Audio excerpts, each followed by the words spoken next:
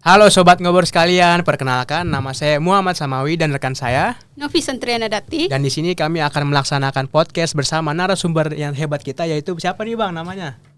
Nama aku Muhammad Umar Jaisroman, bisa dipanggil Umar, bisa dipanggil UJ juga. Bang UJ. Nah, Bang UJ sendiri ini alhamdulillah sekarang menjabat sebagai HRJA di PT Putra Alam Teknologi. Oke.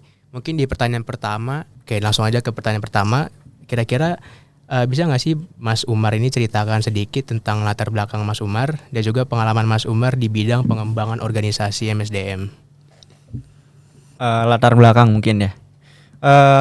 Pertama, kenapa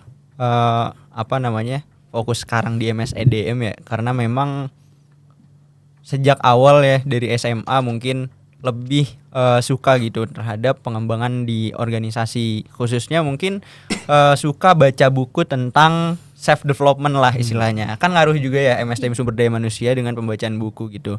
Nah, apalagi dan itu berlanjut ke ketika kuliah gitu. Nah, di kuliah juga kebetulan aktif di organisasi di Hima dan sekarang di BMF, dan itu yang menjadi latar belakang keputusan saya gitu ya, keputusan aku untuk ngambil konsentrasi MSDM khususnya di manajemen sumber daya manusia gitu. Dan pada akhirnya sekarang juga lagi coba-coba meniti karir di dunia MSDM. Gitu sih lebih tepatnya. Baik, nah untuk pertanyaan selanjutnya, apa yang membuat Bang Umar tertarik untuk mendalami bidang rancangan dan pengelolaan organisasi? Apakah ada momen atau pengalaman tertentu yang menginspirasi Bang Umar? Oke, yang pertama tentunya ini ya, dari awal kan kita di persimpangan jalan di mau semester 5 ini kita ada pemilihan konsentrasi MSDM gitu ya. Konsentrasi lah, ada MSDM, keuangan sama pemasaran. Awalnya aku sih milih pemasaran gitu. Cuma semenjak seminggu berjalannya proses pembelajaran, ternyata ini bukan passion aku nih. Nah, disitulah aku banting setir ke MSDM karena melihat dari situasi dan kondisi pada saat itu, yaitu aku lagi megang organisasi, dan aku yakin dengan aku masuk ke MSDM aku bisa lebih memanfaatkan keilmuan atau implementasi langsung lah di dalam organisasi gitu. Jadi aku langsung masuk ke MSDM. Dan penting juga ya teman-teman, bagi teman-teman yang MSDM juga, gimana cara teman-teman memperdalami MSDM? Yang pertama ya pasti baca buku gitu. Nah, aku juga senang dengan baca buku terkait self development, gimana seseorang itu bisa mendevelop dirinya bukan dari cuma di dalam kelas gitu, tapi dari pembelajaran lainnya gitu. Oke. Pertanyaan selanjutnya, dalam perjalanan karir Bang Umar sendiri ada nggak sih proyek atau inisiatif yang paling berkesan gitu dalam pengembangan organisasi yang bisa Bang Umar bagiin gitu kepada kita, kepada audiens dan juga kepada khalayak umum? Oke, nah sekarang aku kan lagi jadi karyawan magang ya di sebuah perusahaan gitu. Sebelumnya aku pernah menjadi recruiter di sebuah perusahaan, terus training development. Jadi di MSDM tuh dibagi beberapa subdivisi gitu ya, kalau misal di perusahaan. Nah, sekarang kebetulan lagi di HR generalis atau HRGA gitu. Nah, di sini aku belajar banyak sih, lebih ke arah aku berada di sebuah perusahaan yang memang udah berdiri 20 tahun, tapi secara manajerial itu masih kurang banget gitu. Maksudnya gimana?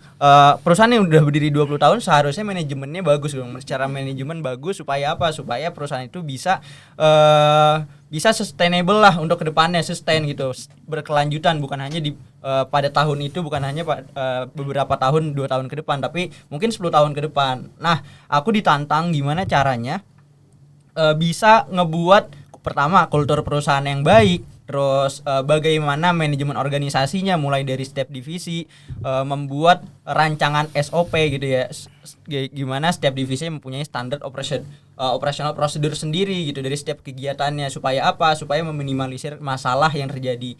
Dan selanjutnya ya gimana caranya pengimplementasian itu semua di dalam organisasi. Itu sih sebenarnya yang jadi tantangan pada saat ini, dan aku lagi berjalan 2 bulan dan itu jadi tantangan. Terus harus terus belajar, harus terus tanya-tanya sama orang-orang yang emang berpengalaman gitu. Baik, nah Bang Umar, bagaimana strategi pengembangan organisasi yang dapat membantu perusahaan tetap kompetitif di tengah perubahan pasar yang begitu cepat? Oke, kalau misal kita lihat di zaman sekarang gitu ya, dengan perkembangan teknologi yang signifikan, tentunya perusahaan itu perlu yang namanya adaptasi gitu. Harus peka terhadap perubahan yang terjadi. Nah, maka dari itu perusahaan perlu yang namanya fleksibilitas ataupun adaptabilitas untuk menghadapi itu semua. Jangan sampai perusahaan itu malah menafikan ya, nggak mau mengikuti arus perubahan. Ya, yang terjadi adalah perusahaan itu collapse. Sama kalau misal kita lihat Tupperware kan, Tupperware beberapa bulan sebelum ini dia tutup perusahaannya. Kenapa? Karena memang susah gitu, nggak mengikuti perkembangan yang ada. Kayak Nokia yang akhirnya diambil akuisisi gitu. Jadi harus fleksibel dalam menghadapi perubahan yang terjadi. Nah, yang kedua, dalam perubahan itu tentunya karyawan diperlukan yang namanya pengembangan juga untuk menghadapi perubahan. Jadi pengembangan karyawan itu adalah salah satu faktor yang memang diperlukan. Jangan sampai oke, perusahaan mau membuat perubahan begitu, tapi karyawan yang secara notabene mindsetnya, terus cara kerjanya masih pakai cara lama. Tapi perusahaan diberikan pengembangan juga untuk mindset dan pola pikir dan perilakunya kita ajarkan atau kita berikan training dengan cara-cara yang baru gitu. Nah, yang ketiga atau selanjutnya, bagaimana penguatan organisasi itu juga bisa diimplementasikan mulai dari budayanya. Kalau misal di perusahaan yang sekarang aku lagi ngembangin kultur perusahaan, ada DISC gitu ya. Gimana nilai-nilai perusahaan itu berperan penting untuk perubahan organisasi itu sendiri. DISC misal disiplin, terus innovate, terus service sebagai pelayanan yang baik, terus care, peduli terhadap sesama. Jadi nilai-nilai itu adalah menjadi acuan bagi perusahaan untuk tadi yang udah direncanakan terimplementasi dengan baik di setiap karyawan, dan semua itu berjalan dengan berbarengan gitu. Oke Bang, kira-kira menurut Bang Mas sendiri apa aja sih langkah-langkah kunci dalam mengelola perubahan organisasi supaya tuh proses transisi berjalan dengan mulus dan diterima dengan baik oleh seluruh tim? Karena kan biasanya di dalam sebuah kelompok, kalau nggak karyawan tuh ada aja sebuah resistensi karyawan kayak nggak mau berubah gitu. Mereka nggak mau berubah sama lingkungan yang itu doang gitu Bang. Oke, kalau misal bener ya, maksudnya dalam sebuah perubahan pasti ada karyawan yang resist gitu ya, yang bertahan dengan pola pikirnya. Kenapa? Karena memang nggak di semua perusahaan itu bisa menghadapi sebuah perusahaan. Kadang ada perusahaan yang emang isinya orang-orang tua semua gitu kan. Gimana ketika dimasukin sama anak muda satu aja, orang tuanya ini ya udah bukan pala batu, gimana ya? bahasa halusnya lebih ke arah udah di zona nyamannya gitu. Ya udah gitu aja gitu. Tapi kita bisa mengantisipasi itu. Yang pertama dengan identifikasi permasalahan yang sebenarnya terjadi gitu. Nah, di ketika tahap identifikasi ini kita gimana caranya bisa melibatkan seluruh stakeholder dari atau karyawan perusahaan, baik dari owner, manajer ataupun karyawan. Cara melibatkan manajer gimana? Cara melibatkan manajer ya bagaimana kita bisa mencari permasalahan dari manajernya masing-masing gitu. Jadi manajer dilibatkan untuk bertanya ke karyawan gitu. Apa sih permasalahan yang ada di divisi ini? Permasalahan kalian selama bekerja gimana gitu. Jadi identifikasi dalam yang melibatkan karyawan itu dibutuhkan. Yang kedua, gimana caranya kita bisa melakukan perencanaan perubahan yang komprehensif gitu. Maksud komprehensif di sini gimana sih? Maksud komprehensif di sini ya dari identifikasi masalah kita bisa buat langkah-langkah solusinya gitu. Jangan cuma wah kita udah tahu nih solusinya tapi kita langkah-langkah ke sana nggak tahu. Jadi gitu. Jadi dari masalah tersebut dibuatlah langkah-langkah gimana caranya? Yang pertama coba komunikasikan dulu gitu kan. Komunikasi. Nah, itu karena komunikasi adalah hal yang terpenting ya dalam implementasi sebuah perubahan organisasi atau pengembangan. Nah, komunikasi yang efektif ya ketika kita melakukan komunikasi yang efektif, terus karyawan bakal bakal aware lah, lebih aware gitu dan tahu perubahan akan seperti apa gitu. Jadi mereka juga termotivasi untuk melakukan perubahan, termotivasi untuk menjadi lebih baik ke depannya. Jadi gitu. Yang pertama, bagaimana kita bisa mengidentifikasi sebuah masalah, terus mendelegasikan, melibatkan seluruh karyawan, komunikasi yang efektif supaya kita bisa mengkomunikasikan perubahan apa sih sebenarnya kita inginkan. Yang terakhir tentunya adalah controlling dari kita. Jangan sampai langkah-langkah yang kita udah susun, solusi-solusi yang udah kita bangun nggak terkontrol dengan baik, karena balik lagi hal yang terakhir adalah bagaimana kita bisa mengevaluasi dari setiap perubahan yang kita implementasikan gitu. Baik, nah Bang Umar, untuk selanjutnya nih, menurut Bang Umar bagaimana role leadership atau peran kepemimpinan dalam mengarahkan strategi perubahan organisasi, dan apa sih tantangan terbesar yang biasanya dihadapi oleh para pemimpin dalam hal ini? Peran kepemimpinan itu penting ya teman-teman. Kenapa? Karena pemimpin yang istilahnya yang tegas atau yang bisa membawa perubahan adalah pemimpin yang emang harus tegas gitu, dan bukan disegani, istilahnya disegani dan merangkul juga karyawan. Nah, yang perlu dilakukan oleh seorang pemimpin ketika ingin melakukan perubahan di suatu organisasi adalah pertama ya, visi harus jelas gitu. Bagaimana visi yang dibangun di awal mungkin perubahan, visi maksudnya apa? Maksudnya visi dalam hal perubahan ini mau ke arah kemana gitu. Apa yang perlu dilakukan untuk melakukan perubahan, itu visinya harus jelas. Nah, kalau misal visi udah jelas, maka gimana cara pemimpin itu mengkomunikasikannya ke karyawan. Misal aku nih seorang manajer, aku seorang manajer di sebuah perusahaan. Aku ingin melakukan perubahan di dalam struktural ataupun di dalam pengembangan organisasi. Maka aku punya visi, dan gimana caranya visi itu dikomunikasikan ke setiap manajer yang ada gitu. Nah, kalau misal visi itu dikomunikasikan, tentunya itu lebih masuk gitu ke karyawan yang lain. Oh, perubahan ternyata kita perlu loh, perubahan yang seperti apa diperlukan gitu kan, semua juga tahu. Nah, selanjutnya gimana caranya kita memberdayakan karyawan-karyawan, kita berikan training, kita berikan pelatihan, kita berikan penambahan wawasan mindset kepada karyawan seperti itu. Nah, selanjutnya mungkin yang terakhir balik lagi ya, mengukur mengukur atau mengevaluasi perubahan-perubahan yang telah direncanakan dan telah diimplementasikan seperti itu. Oke, pertanyaan berikutnya, kira-kira apa sih Bang, bencana terbesar yang pernah Bang Umar sendiri lihat gitu terus terjadi saat organisasi itu mencoba untuk menerapkan namanya perubahan, dan kira-kira apa sih penyebab utamanya itu yang sering muncul? Oke, mungkin ini lebih ke arah praktikal kali ya, yang lagi dialamin sekarang gitu. Aku berada di sebuah perusahaan yang udah 20 tahun berdiri gitu ya, dari tahun 2003, bergerak di bidang mungkin general trading gitu ya. Dan secara manajemen mungkin baik gitu ya, udah ada nilai-nilainya, udah ada strukturisasinya. Cuma dalam hal ini perusahaan berjalan secara stagnan gitu. Nah, kalau misalnya seperti ini kan mau nggak mau, untuk bagaimana berpikir perusahaan ini bergerak secara berkelanjutan mungkin 5 tahun, 10 tahun ke depan, harus yang dilakukan perubahan. Nah, ketika ingin menyusun sebuah perubahan, mulai dari SOP atau perencanaan awal, yang paling masalah adalah bagaimana mungkin pimpinan di organisasi tersebut ya. Terkadang pimpinan yang mungkin mereka butuh makan juga gitu ya, mereka butuh yang namanya menghidupi keluarga gitu.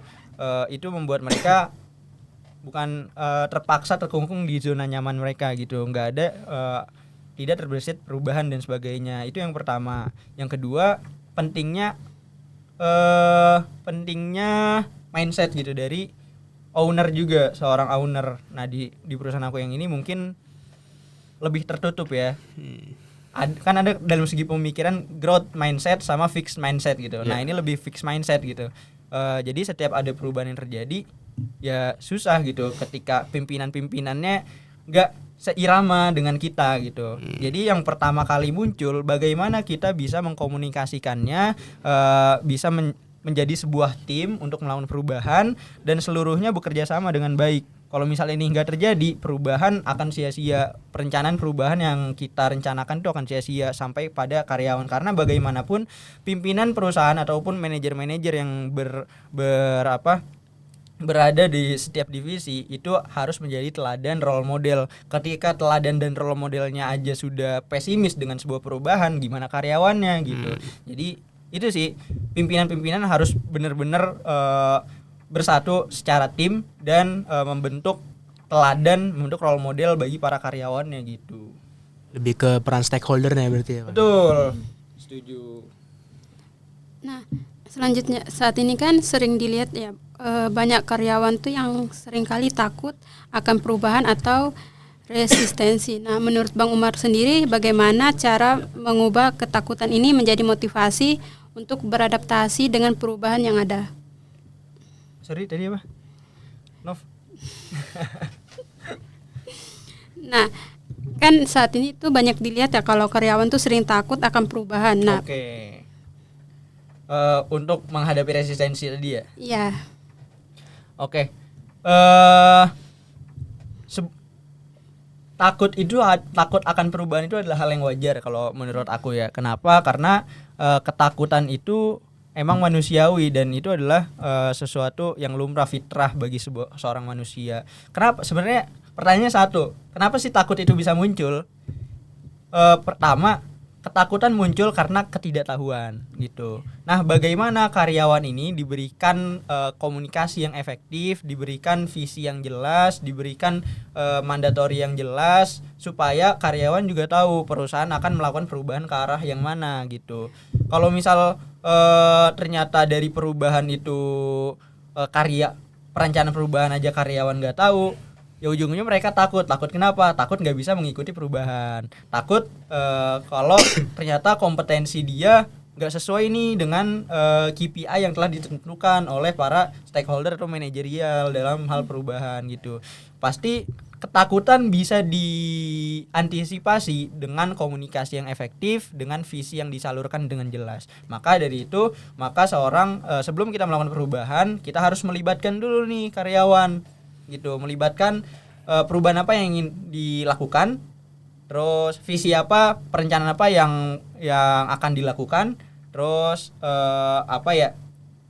pelibatan apa yang bisa karyawan dapatkan, entah itu dari segi training ataupun apa. Kalau misal ini semua terjaga gitu, maka perubahan bukan menjadi hal yang menakutkan bagi sebuah perusahaan ataupun karyawan-karyawan yang ada di perusahaan itu. Jadi rencananya harus jelas benar ya? Betul dong. Oke. Berikutnya menurut Bang Umar sendiri kira-kira seberapa besar sih peran gosip dan juga rumor dalam merusak rencana perubahan, serta gimana sih cara meminimalkan dampaknya, karena kan banyak orang pengen berubah ya, tapi karena ada gosip, ada rumor, mereka jadi malas gitu Bang buat berubah. Nah, betul. Ada di beberapa perusahaan, terkhusus mungkin di sektor pabrik ya, produksi gitu. Mungkin dari teman-teman adalah yang tahu terkait serikat pekerja buruh gimana gitu ya. Kadang ada perusahaan yang ingin membuat sebuah perubahan, membuat sebuah kemajuan di perusahaannya, akan tetapi istilahnya ada kepala serikat buruh lah yang kompor-komporin bahwasannya wah jangan gini akhirnya timbullah demo gitu kan, demo dari serikat buruh yang di perusahaan tersebut. Nah, caranya gimana ya, orang-orang yang memang menjadi pimpinan, yang menjadi leader, yang mungkin bisa mengarahkan dari karyawan-karyawan itu dirangkul supaya apa? Supaya kita semua, seluruh tim, seluruh pimpinan yang ada di sebuah perusahaan mempunyai satu visi dan misi yang jelas gitu, yaitu melakukan perubahan organisasi. Kalau misal itu udah terjalin, maka nggak ada lagi gosip ataupun hal-hal yang kontra gitu terhadap perubahan gitu. Jadi pentingnya membuat satu visi, satu misi yang jelas terhadap pimpinan-pimpinan yang ada gitu. Jangan sampai pimpinan malah mempengaruhi bawahannya untuk menentang sebuah perubahan. Itu yang jadi masalah gitu. Jadi pastiin secara tim harus kuat, dan visi yang disampaikan, visi yang ingin diinginkan terstrukturisasi, tersosialisasi dengan jelas oleh pimpinan gitu. Nah, Bang Umar, apa yang harus dilakukan organisasi jika mereka menyadari bahwa rencana perubahan yang diusulkan tuh sudah menjadi bumerang? Tentunya ini ya, kalau tadi kan kita ada namanya prinsip, kalau misal prinsip dasar organisasi ada, teman-teman tahu ya, POAC itu planning, organizing, actuating, sama controlling. Nah, di mana kita tahu bahwasannya itu menjadi bumerang pada saat controlling tadi. Maka planning, actuating, sama organizing itu berjalan. Maka di saat controlling inilah kita tahu bahwa bumerang itu telah terjadi. Maka yang harus dilakukan adalah evaluasi. Nah, dari evaluasi menurut situasinya gimana sih sebenarnya gitu. Kalau misal ternyata perubahan ini menjadi bumerang, maka yang harus dilakukan adalah komunikasi secara terbuka ke seluruh karyawan gitu. Ternyata permasalahan apa sih yang terjadi di pelaksanaan perubahan ini gitu. Dari situ mungkin dari komunikasi yang terbuka kita mengumpulkan banyak permasalahan gitu ya, bisa dari wawancara, bisa dari survei lewat Gform ataupun gimana gitu ya. Nah, kalau misal kita udah dapat sebuah permasalahan ya, maka yang kita lakukan adalah revisi rencana. Balik lagi ke planning tadi. Oke, planning. Kita harus revisi rencana. Kenapa? Karena kalau misal kita lanjutin dengan rencana yang awal, maka ya udah balik lagi ke bumerang kan. Maka revisi rencana dan selanjutnya libatkan karyawan. Ya kembali lagi ke proses yang tadi, revisi, planning, organizing, kita balik sosialisasikan lagi ke pimpinan gitu ya, dan pimpinan nantinya akan mengarahkan karyawannya untuk mengikuti arahan perubahan yang udah direncanakan oleh tim perubahan organisasi gitu. Oke, yang berikutnya, dalam pengalaman Bang Umar sendiri pernah nggak sih organisasi itu terjebak dalam analisis paralisis, atau kayak mereka tuh nge-analisis sebuah kebutuhan tapi kayak nge-stuck gitu di situ aja pada saat ngerancang perubahan. Nah, kira-kira menurut Bang Umar sendiri gimana sih cara kita bisa keluar dari situasi itu? Tentunya pernah ya. Kenapa? Karena balik lagi ya, mungkin pada saat itu bukan seorang ahli gitu ya. Semua dalam proses pembelajaran yang harus dilakukan supaya kita nggak terjebak di suatu riset yang berkepanjangan gitu ya. Permasalahan apa, terus kebutuhan apa yang harus terapkan. Nah, pentingnya mengatur deadline riset itu. Riset permasalahan maksudnya ya, identifikasi permasalahan. Ketika kita udah menetapkan waktu, menetapkan deadline untuk riset permasalahan dari setiap karyawan, maka ya udah kita ada batas waktunya, dan ketika batas waktu itu udah selesai. Selanjutnya, bagaimana cara menangani sikap skeptis karyawan terhadap inisiatif perubahan yang sudah berulang kali gagal? Oke, kalau misalnya sikap skeptis karyawan, balik lagi ya, tentu ditangani dengan cara pengkomunikasian efektif terhadap visi yang sudah direncanakan, terus implementasi langkah-langkahnya gitu. Kalau misal udah seperti itu ya tidak ada sikap skeptis gitu ya. Tapi yang perlu digaris bawahi adalah gagalnya berulang-ulang gitu ya. Nah, kalau misalnya seperti itu, balik lagi, ternyata permasalahannya bukan pada karyawan gitu. Ternyata permasalahan itu adalah manajemennya gitu. Nah, yang dievaluasi pada saat ini bukan karyawannya, tapi manajerial yang ada. Nah, dari perencanaan ini sebenarnya apa sih yang kurang? Pasti mungkin dari pimpinannya ataupun bagaimana gitu ya. Nah, pastinya balik lagi ya, kita kan dalam merencanakan sebuah perubahan, di situ adalah tim OD ataupun tim organizational development itu sendiri gitu. Nah, pentingnya evaluasi secara berkala oleh setiap pimpinan yang ada. Cara mengatasi sikap skeptis ya otomatis kalau misal itu sudah terjadi berulang-ulang, perlu adanya stop dulu nih pasti gitu. Kenapa? Karena ngelihat ternyata perubahan ini nggak efektif loh. Kita harus stop dulu. Dan balik lagi, perencanaan berulang-ulang. Kenapa? Kegagalan bukan berarti bukan berarti buruk ya. Kegagalan itu mungkin ada yang kurang sesuai atau gimana, dan di situ dari kegagalan itu kita bisa belajar, dan dari pembelajaran kita bisa berubah gitu. Jadi kegagalan bukan berarti hal yang memalukan, bukan berarti hal yang perlu dihindari. Kegagalan adalah hal yang lumrah, tapi bagaimana kita sebagai tim perubahan organisasi dapat mengkonversikan kegagalan itu menjadi pembelajaran yang bisa merubah segala hal yang kita telah rencanakan itu. Oke, berarti tetap evaluasi terus ya Bang ya. Betul. Itu jangan sampai kita udah melakukan perubahan, ya udah kontrol aja tanpa mementingkan evaluasi. Sebenarnya yang paling penting dari sebuah perubahan adalah evaluasi itu sendiri. Oke.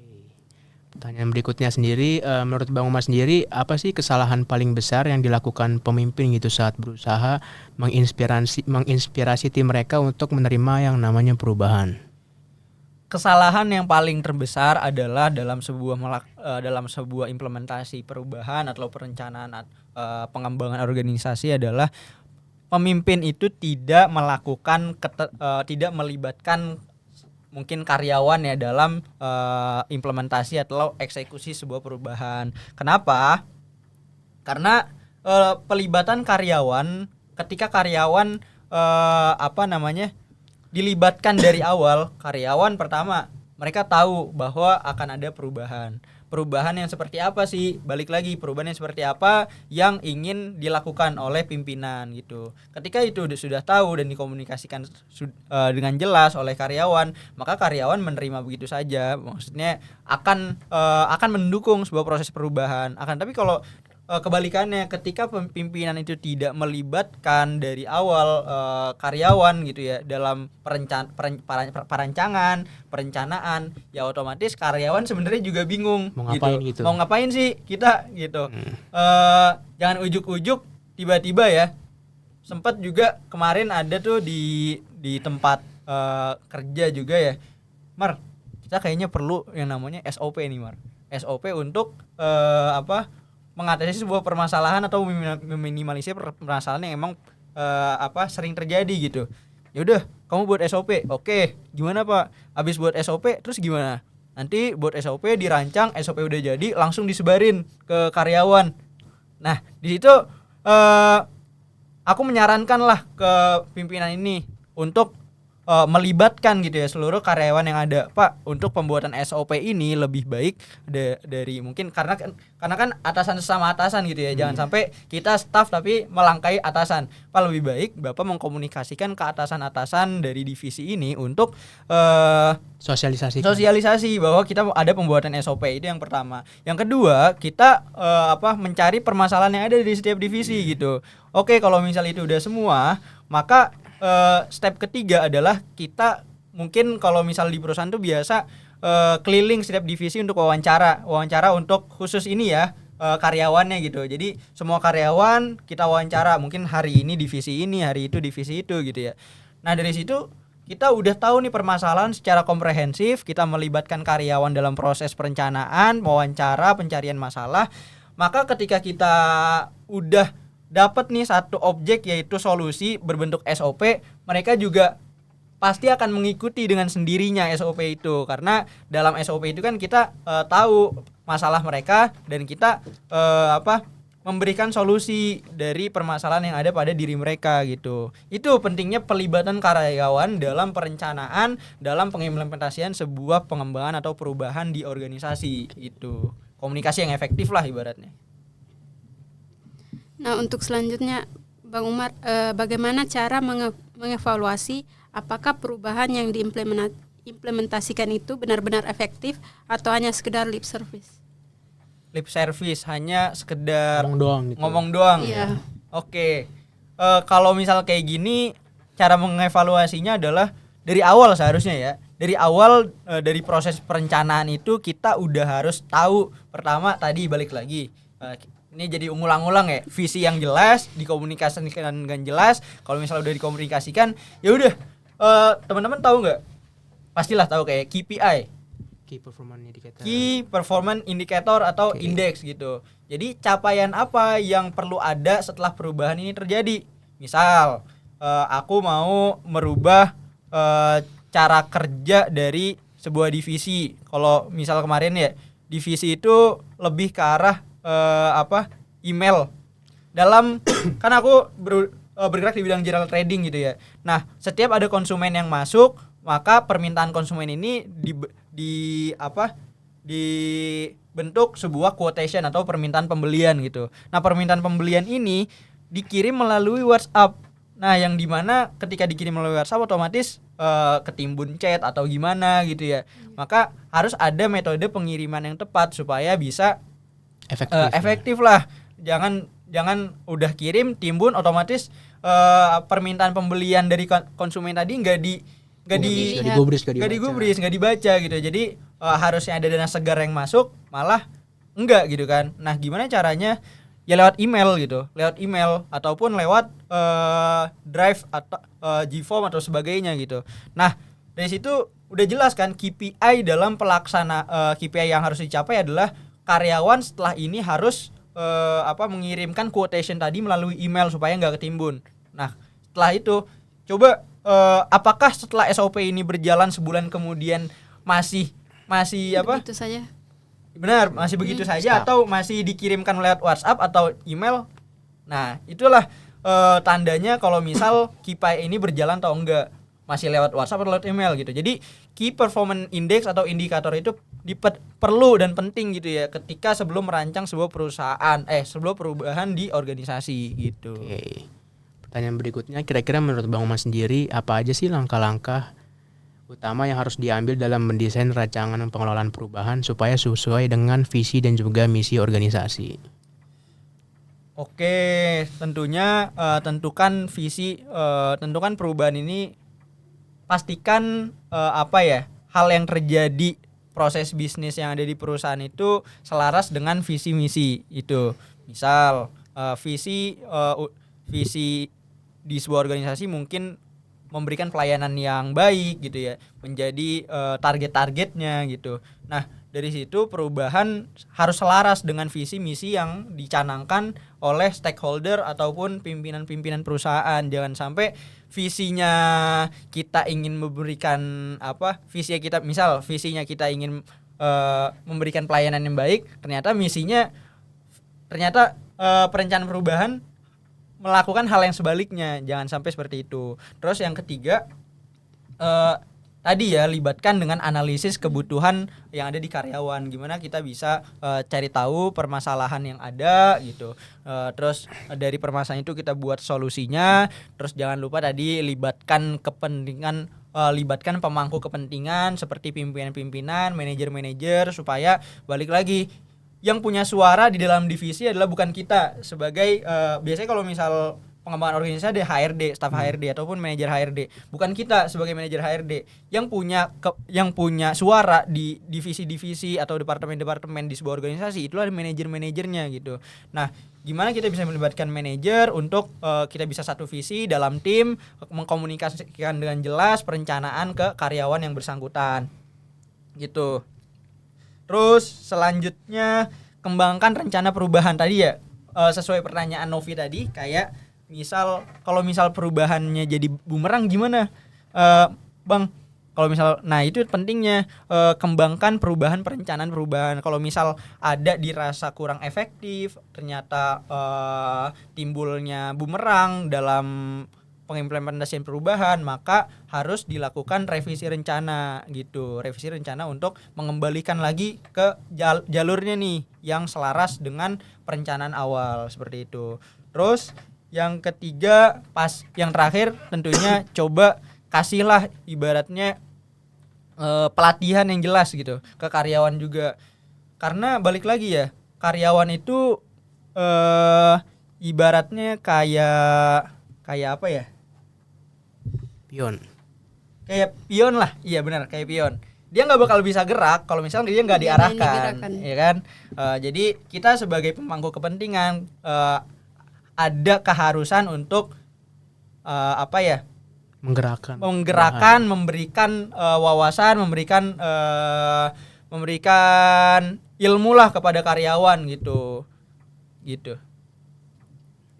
Nah, untuk selanjutnya menurut Bang Umar, bagaimana cara mengintegrasikan umpan balik dari karyawan dalam proses desain pengolahan perubahan untuk memastikan keberhasilan implementasi? Kalau kayak gitu Yang pertama ya, gimana caranya biar efektif umpan balik Iya. di sebuah perubahan. Tentukan saluran umpan balik yang cocok gitu di sebuah perusahaan.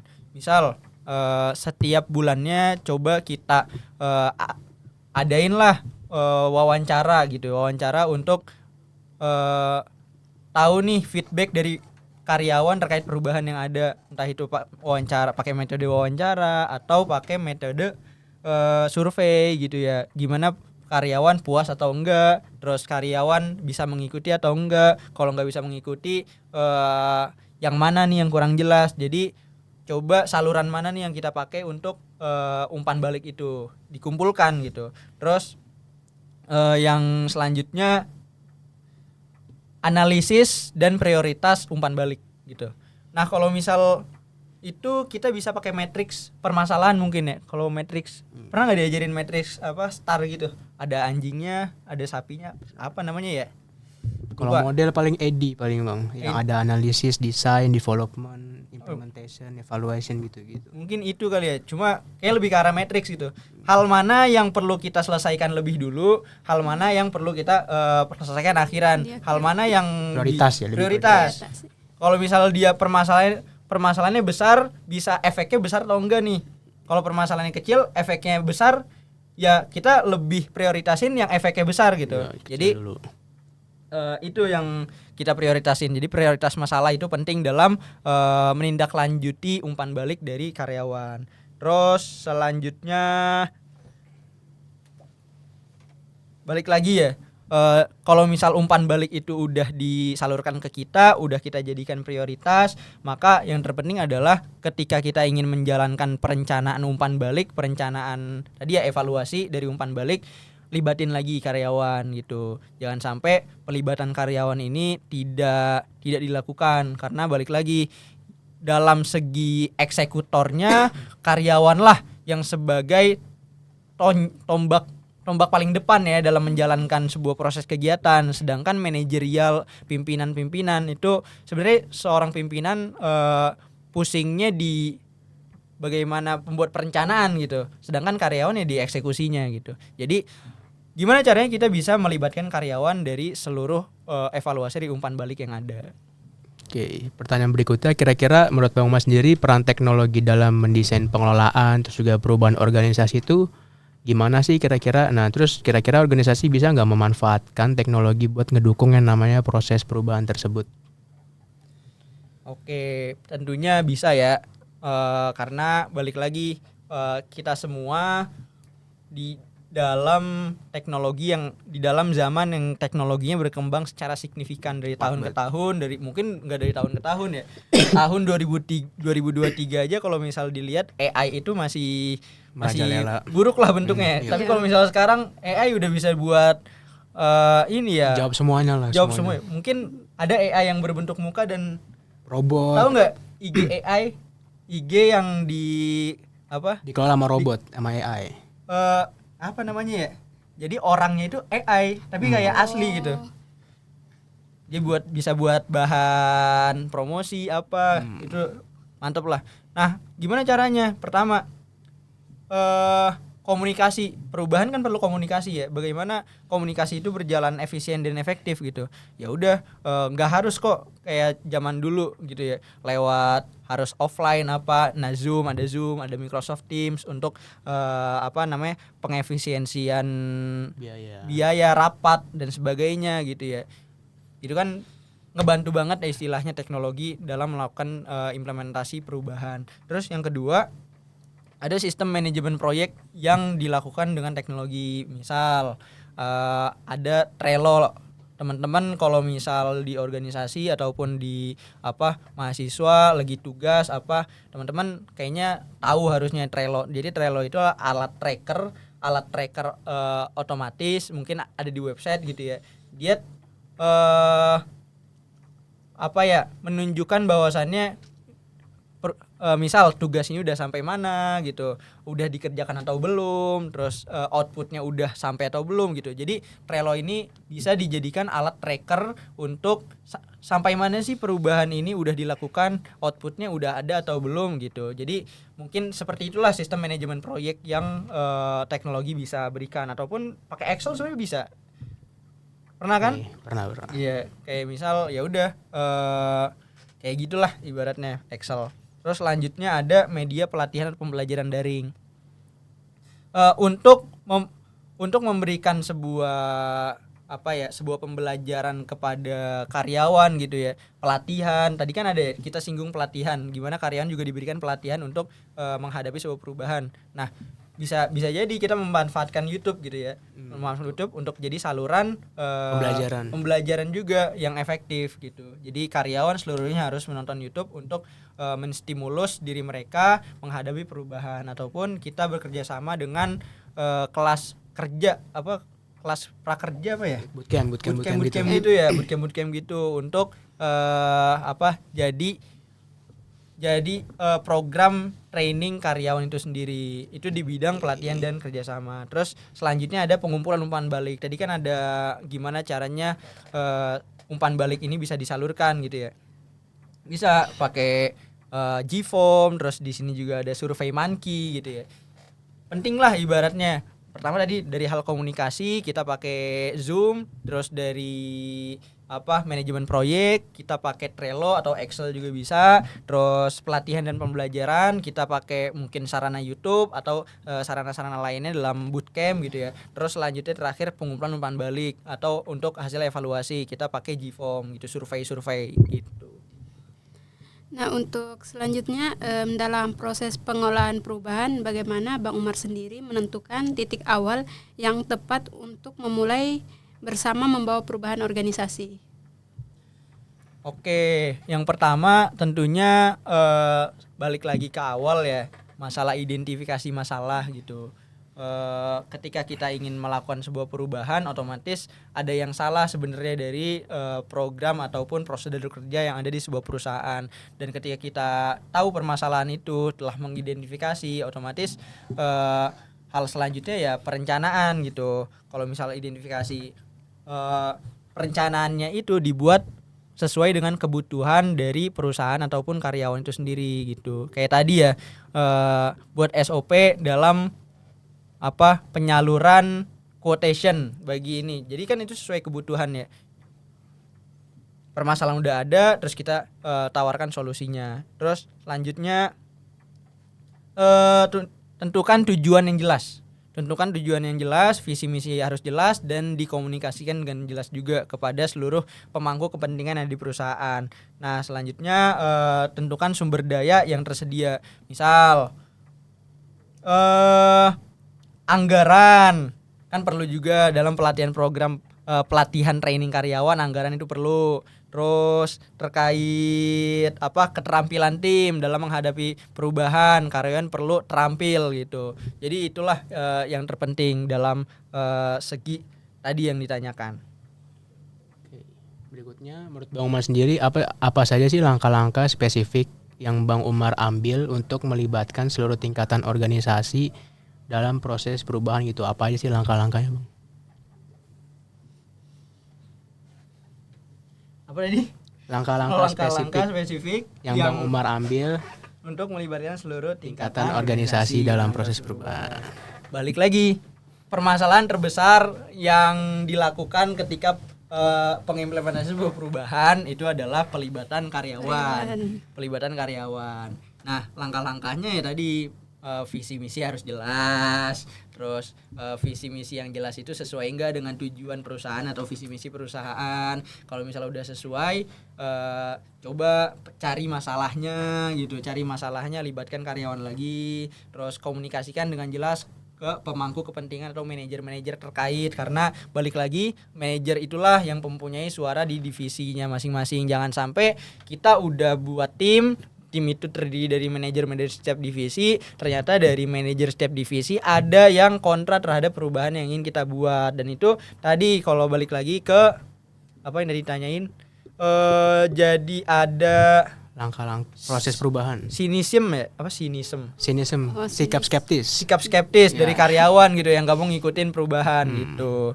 Nah, kalau misal udah udah dikomunikasikan yang jelas, ya udah tinggal aksinya gitu. Aksi, kalau misalnya udah aksi ada umpan balik. Jadi strukturisasi langkah-langkah yang dibuat untuk pengembangan organisasi jelas dari awal gimana caranya sampai akhir, pada akhirnya kita mengevaluasi gitu. Outputnya Itu harus apa aja jelas. gitu ya. Outputnya KPI tadi teman-teman.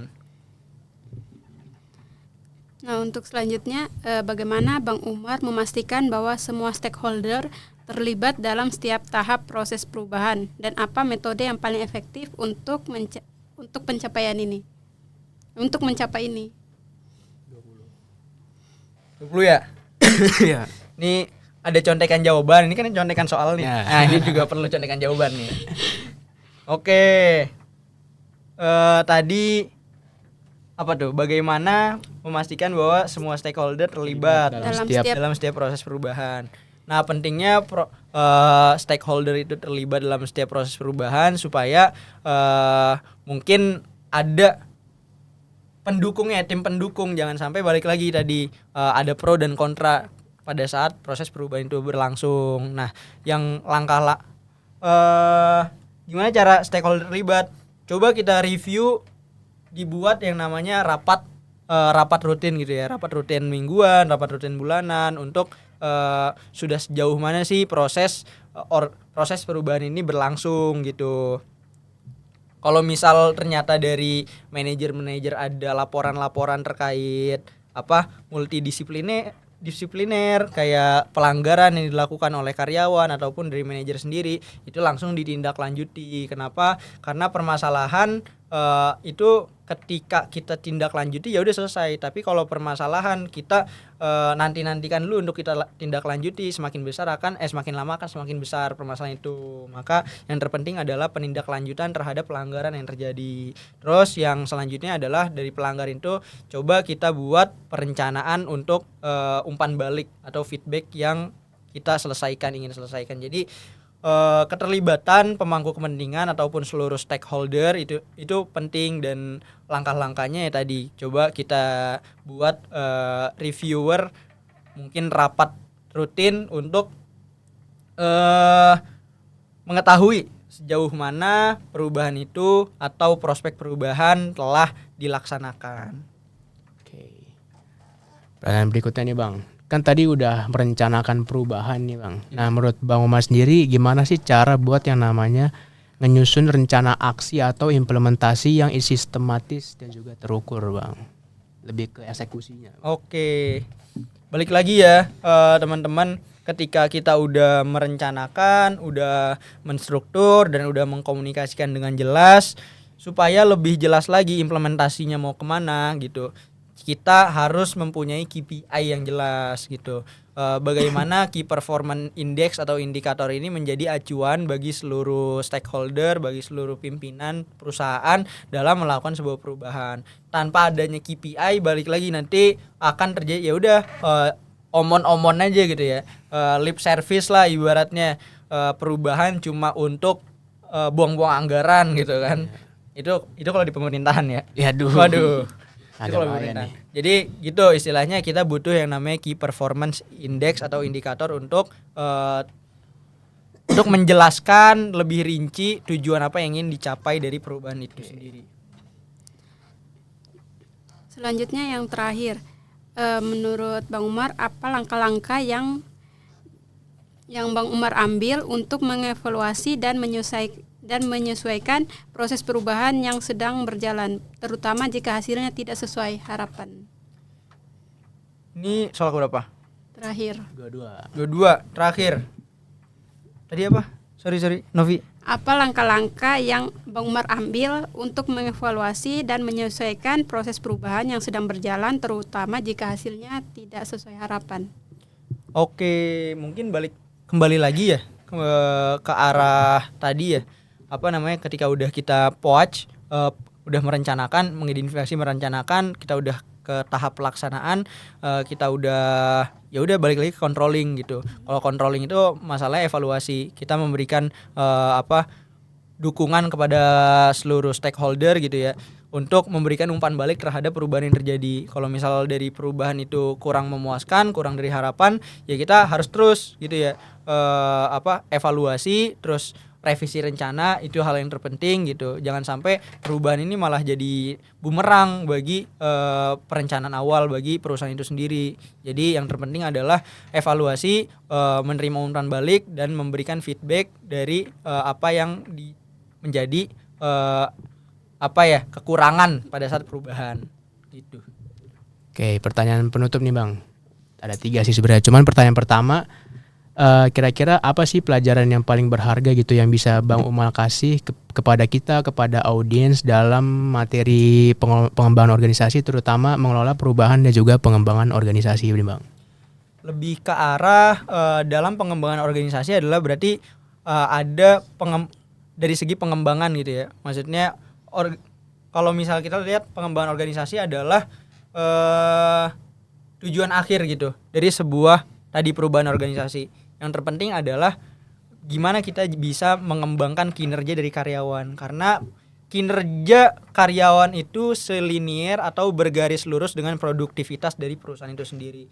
Ketika karyawannya kinerjanya kurang baik, maka produktivitas dari perusahaan akan menurun. Tapi ketika karyawan itu kinerjanya meningkat, maka produktivitas dari perusahaan itu akan meningkat. Maka yang paling awal adalah cara kerja dari karyawan itu sendiri yang kita coba lihat gitu. Dari cara kerja maka kita lihat kinerja sampai dengan tadi ya KPI karyawan juga harus jelas gitu.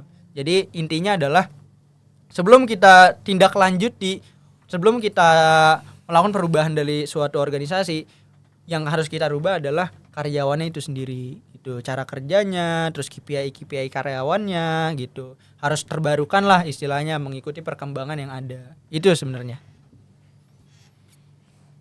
Nah, selanjutnya jika Bang Umar memiliki kesempatan untuk melakukan satu hal berbeda dalam proses perubahan yang pernah Bang Umar kelola, apa yang akan Bang Umar ubah dan mengapa? Tentunya satu hal ya, maksudnya kalau misal di tempat kerja sekarang itu ada yang namanya istilahnya ini ya, owner itu nggak sejalan ataupun Nggak satu visi. Mereka owner mungkin punya visi yang mana Sendiri, gitu ya. Sedangkan seharusnya kita sebagai perusahaan perlu mengikuti perkembangan zaman gitu. Dan pada saat ini owner terlalu micro organizing gitu. Oh, sendiri. Bayangin aja ya. Dalam struktur organisasi owner itu ada tingkatan paling atas, sedangkan staff tingkatan paling bawah. Di situ ada general manager, supervisor, ada manager gitu. Nah, ketika owner sampai menegur karyawan gitu ya, langsung paling bawah itu istilahnya apa ya, cacat organisasi lah di situ. Nah, yang ingin dilakukan adalah gimana caranya membuat perencanaan kerja yang jelas secara struktural dari tingkatan owner sampai ke sub paling bawah gitu, supaya alur organisasi itu jelas gitu. Jangan sampai tadi ya, maksudnya terlalu micro organizing lah, itu juga kurang baik di sebuah perusahaan gitu. Itu yang ingin dilakukan. Pertanyaan terakhir nih Bang, kira-kira Bang Umar sendiri punya nggak sih pesan utama yang bisa diambil dari diskusi kita hari ini tentang pengelolaan dan juga pengembangan perubahan organisasi? Dan kira-kira saran apa sih yang bakal Bang Umar bagikan kepada audiens untuk lebih siap menghadapi perubahan dalam organisasi ini Bang? Oke, kalau sarannya hal yang terpenting ya, ini terakhir nih. Terakhir, teman-teman harus pegang prinsip perencanaan organisasi dasar, yaitu POC. Kalau misalnya teman-teman udah megang prinsip ini, insya Allah untuk semua permasalahan di organisasi teman-teman bisa hadepin. Itu planning, organizing, actuating, sama controlling. Nah, mulai dari planning, gimana caranya kita bisa identifikasi sebuah masalah dengan jelas. Setelah kita identifikasi semua permasalahan, kita petakan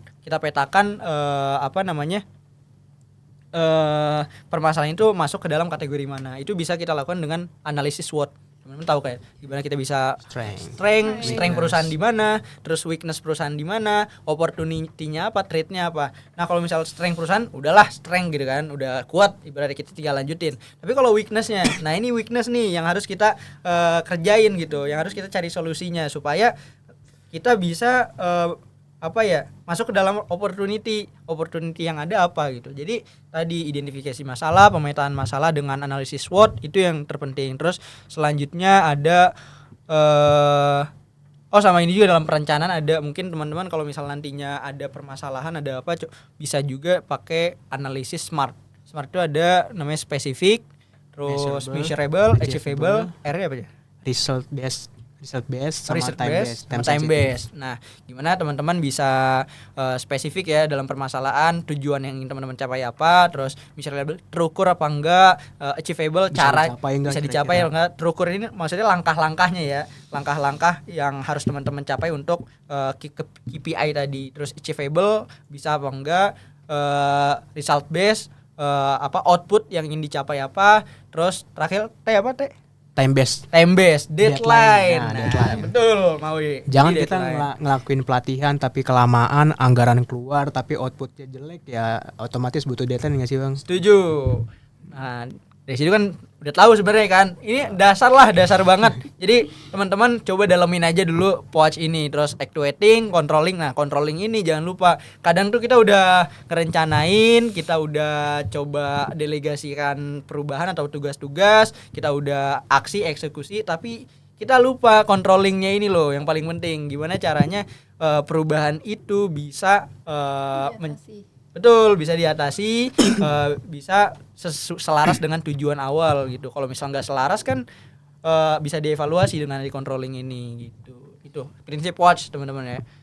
Planning, organizing, actuating sama controlling. Nanti diperluas aja sama teman-teman.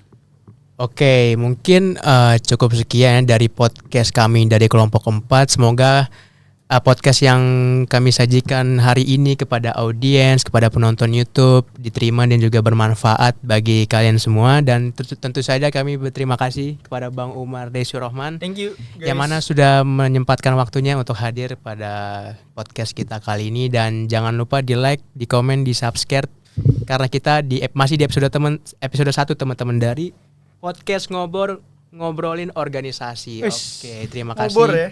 Bismillahirrahmanirrahim. Wabillahi taufiq wal hidayah. Wassalamualaikum warahmatullahi wabarakatuh. Bye bye.